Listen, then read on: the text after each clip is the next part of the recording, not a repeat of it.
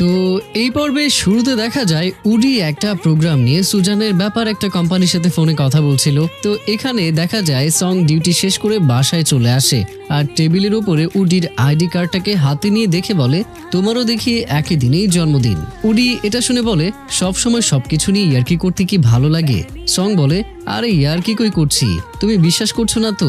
Song এরপর নিজের ID কার্ডটা বের করে উডিকে দিয়ে বলে, এই দেখো তোমার আর আমার সেম ডেটেই জন্মদিন, ভালোই হলো একই সাথে জন্মদিন পালন করা যাবে। উডি বেশ খুশি হয়, তারপর বলে, হ্যাঁ হোয়াট এ কোইন্সিডেন্স। সং বলে হ্যাঁ। তো পরের দৃশ্যে দেখা যায় সুজান যে সুইং এর ফোনে কথা বলা শুনে ফেলেছিল তার জন্য উল্টো সুইংকে শায়েস্তা করার সে প্ল্যান করতে থাকে। কারণ সুইং ফোনে বলছিল, আমি সুজানকে ততক্ষণ পর্যন্ত জ্বালাবো যতক্ষণ না আমার ভাইয়ের সাথে ব্রেকআপ করবে। এটাই আসলে সুজানের রাগ বাড়িয়ে দিয়েছে, কারণ সুজান এত কিছু করলো তাও মন পাচ্ছে না এই বাচ্চা মেয়েটার। এটা সুজানের ইগোতে লেগেছে। এরপর সুজান আবারও রুমে এসে সোফায় বসে পড়ে আর অন্যদিকে সুজাওয়ে তার দলের সাথে স্টেজের দিকে যাচ্ছিল। তখন একজন সুজাওয়েকে জিজ্ঞেস করে, তুমি আজ যে নতুন গানটা গাইবে তার কোনো বিশেষত্ব আছে কিনা? সুজাওয়ে বলে, গানটা আমি স্পেশাল কাউকে ডেডিকেটেড করে গাইতে চাই। এরপর এদিকে সুইং কথা বলা শেষ করে রুমে আসলে সুজান বলে, তোমাকে তো সুজাওয়ের সাথে দেখা করিয়ে দিয়েছি, এখন বাসায় চলো। কিন্তু এখানে সুইং তো মন খারাপ করে ফেলে আর বলে, আমি তো এখনো কনসার্টই দেখতে পেলাম না, গান শুনতে পারলাম না, এখন কি করে ফিরে যাই? সুজান অভিনয় শুরু করে যে তার খুবই শরীর খারাপ লাগছে, সে তো থাকতে পারবে না। সুইং চাইলে থাকতে পারে, কিন্তু এরপর সিকিউরিটি গার্ড সুইংকে বিনা পারমিশনে প্রবেশকারী হিসেবে ধরে নিয়ে গেলে সুজান কিন্তু এর জন্য দায়ী নয়। এই বলে সুজান বের হয়ে যাবে, তখন সুইং ডেকে বলে, আচ্ছা যাই হোক, নিয়ে যখন এসেছো তখন কনসার্ট অন্তত দেখতে দাও, আর না হলে আমাকে টিকিটটা দিয়ে দাও, আমিই দেখব। সুজান বলে, টিকিট যেন কই রেখেছি মনে পড়ছে না। সুইং এবার কাঁদো কাঁদো হয়ে বলে, তুমি টিকিট হারিয়ে ফেলেছো? সুজান বলে, হয়তো, আর এখন তো আর এটার দরকার নেই, চলো যাওয়া যাক। সুইং এবার চিৎকার করে বলে, সুজান বেই, তুমি আমার সাথে মজা করছো? সুজান বলে, হ্যাঁ, তুমি আমাকে টিচ করতে পারো, আমি পারি না নাকি? সুইং এবার চেতে গিয়ে বলে, তুমি আমার ফোনে কথা আড়ি পেতে শুনে ফেলেছো? সুজান বলে, আমি আড়ি পেতে শুনিনি, এটা একটা অ্যাক্সিডেন্টাল, কিন্তু আমার আড়ি পাতা যদি অন্যায় হয়, তুমি যে আমার আর তোমার ভাইয়ের কথা অনেকবার আড়ি পেতে শুনেছ সেটা তাহলে কি? আর সুজাওয়ের কাছে তোমার একটা ভালো ইমেজ আছে, এখন সুজাওয়ে যদি জানতে পারে তোমার স্বভাব এমন, তাহলে তোমার ইমেজের কি হাল হবে একবার ভেবে দেখেছ? সুইং তো এবার আরো রেগে ফুলে যায় আর মুখ ঘুরিয়ে বলে, তুমি খুবই খারাপ। সুজান বলে, আমি খারাপ? মিস জো, একবার চিন্তা করে দেখো পিচ্ছি মেয়ে, আমাদের পরিচয় শুরু থেকে আমি কি কখনো তোমার সাথে খারাপ ব্যবহার করেছি, কিংবা তোমার করা প্রতিটা কাজের জন্য পাল্টা প্রতিশোধ নিয়েছি? আমি তোমার ভাইয়ের জন্য তোমার প্রতি এক প্রকার না দেখার মতো দোষগুলোকে মেনে নিয়েছি, কিন্তু ছোট বোন ভেবে দেখো, আমি সুজান বেই এন্টারটেনমেন্ট ইন্ডাস্ট্রিতে কাজ করি অনেক বছর। যদি আমি নিজের জন্য লড়াই করতে, প্রতিঘাত করতে না পারতাম, আমি কি আমার এই পজিশন ধরে রাখতে পারতাম?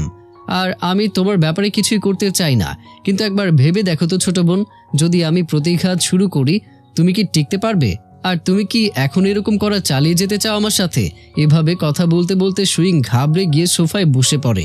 এরপর সুইং জিজ্ঞেস করে, তুমি কি সত্যি সুজাওয়েকে বলে দেবে যে আমি এরকম? কথা শেষ না হতেই সুজান বলে, হ্যাঁ বলবো। এখানে সুইংও বলে, আমিও ভাইয়াকে বলে দেব। সুজান বলে, ওকে বলে দাও, কি বলবে? আজ যা ফোনে বলেছিলে, নাকি এতদিন আমার সাথে যা যা করেছো সেগুলো? সুইং তো এবার কান্না শুরু করে দেয়।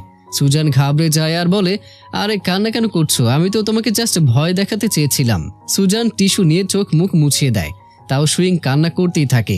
এই জন্য সুজান বলে, এখনই তো কেমন অ্যাগ্রেসিভ ছিলে, এখন আবার কান্নাকাটি করছো? এত সফট হার্ট নাকি তোমার? কান্না থামাও। সুজান তো এরপর টিস্যু দিয়ে তার মুখটাই চেপে ধরে, সুইং এর মুখে টিস্যু গুজেও দেয় আর তাকে চুপ করায়। সুইং তাও কাঁদতে কাঁদতে বলে, আমি তোমার সাথে এত অন্যায় আচরণ করেছি, তুমি কি আমাকে একটু ঘৃণা করো না? তুমি কেন শুধু শুধু আমাকে ভয় দেখাবে যদি কিছু না করো? সুজান তখন পাশে বসে বলে, আমি তোমাকে জাস্ট ভয় দেখাতে চেয়েছিলাম, কারণ আমার আর তোমার ভাইয়ের মাঝে তুমি সব সময় কোথা থেকে যেন এসে পড়ো, আমি জাস্ট বিরক্ত এটার উপর। সুইং তখন জিজ্ঞেস করে, তুমি কি চাও তাহলে? সুজান একটু ভাব নিয়ে বলে, আমি কি চাই? আচ্ছা, সুজাওয়ে না বলে গেল তার একজন অ্যাসিস্ট্যান্ট লাগবে। সুইং তো খুশি হয়ে বলে, তুমি কি আমাকে অ্যাসিস্ট্যান্ট বানিয়ে দেবে? সুজান বলে, আমি দিতে পারি, তুমি আমার বোন, সুজাওয়েকে বললে আমার কথা ফেলতে পারবে না আশা করি। সুইং জিজ্ঞেস করে, তুমি কি সত্যি এটা করবে? সুজান বলে আমি করতে পারি, তবে তোমাকে প্রমিস করতে হবে। সুইং জিজ্ঞেস করে কি প্রমিস। তখন সুজান বলে সুইংকে কঠোর পরিশ্রম করতে হবে, যেন সুজানকে কেউ না বলে স্বজনপ্রীতি করেছে, আর সুজাওও যেন এ নিয়ে বিপদে না পড়ে যায়। এই সহজ শর্তে সুইং রাজি হয়ে যায়। এরপর সুজানের কল আসে। শিওন কল করেছিল। ফোন রিসিভ করে সুজান বলে হ্যালো হানি, কি অবস্থা? শিওন জানায় সে রেস্টুরেন্ট বুক করেছে, লোকেশন সেন্ড করে দেবে। সুজান যেন সোজা প্রাইভেট রুমে চলে আসে। সুজান বলে আমি চুপি চুপি চলে আসবো। শিওন এবার সুইং এর ব্যাপারে জিজ্ঞেস করে। সুজান বলে সুইং কনসার্ট দেখার জন্য অপেক্ষা করছে, আমাদের সাথে যাবে না। সুজান যদিও আস্তে আস্তে কথাটা বলে, কিন্তু সুইং এই কথাটা শুনে অনেক খুশি হয়। এরপর ফোন রেখে সুজান বলে আমার মনে হয় আমি থাকতে পারবো না। এরপর সুজান ব্যাগ থেকে টিকিট বের করে সুইংকে দিয়ে দেয়। সুইং তো এতে বিশাল খুশি। একটা বাচ্চা চকলেট চিপস বা বেলুন খেলনা পেলে যেমন খুশি হয়, সে ঠিক তেমনই বা তার থেকেও বেশি খুশি হয়ে যায়। এরপর সুজানকে জিজ্ঞেস করে তুমি যাবে না? সুজান বলে কনসার্ট থেকে তোমার ভাইয়া বেশি ইম্পর্টেন্ট। এরপর দুজন দুজনকে বিদায় জানায়। পরের দৃশ্যে দেখা যায় স্টেজের বাইরে সুজাওয়ে তার দল নিয়ে অপেক্ষা করছিল। তখন ইভেন্টে ম্যানেজার এসে বলে একটু সমস্যা হয়েছে, দেরি করে অনুষ্ঠান শুরু করতে হবে। সুজাওয়ে জিজ্ঞেস করে সমস্যা কি গুরুতর কিনা, কিন্তু ম্যানেজার এখানে বলে সে দ্রুতই ঠিক করে ফেলবে। সুজাওয়ে তখন দল নিয়ে আবারও মেকআপ রুমে ফিরে যাবার প্ল্যান করে। সবাইকে নিয়ে যখন সুজাওয়ে ফিরে আসে, তখন সে জানে একা। সুইংকে দেখে সুজাওয়ে জিজ্ঞেস করে তুমি একা কেন? সুজান কোথায়? সুইং জানায় জরুরি কাজে বাইরে গেছে। তখন সুজাওয়ে জানতে চায় কখন আসতে পারে। সুইং আমতা আমতা করে বলে মনে হয় না আজ আসতে পারবে। সুজাওয়ে বলে আচ্ছা ঠিক আছে, অনুষ্ঠান শুরু হবে কিছুক্ষণের মধ্যেই, সিটে গিয়ে বসো।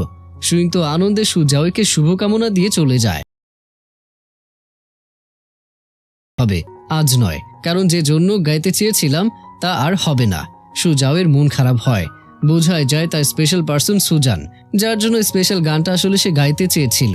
এরপর সুজানকে দেখা যায় রেস্টুরেন্টের ভিআইপি রুমে চলে এসেছে। শিওন আগে থেকেই অপেক্ষা করছিল। সুজান এসে বলে হানি, তুমি কি অনেকক্ষণ অপেক্ষা করছিলে? শিওন বলে বেশিক্ষণ না। এরপর চেয়ার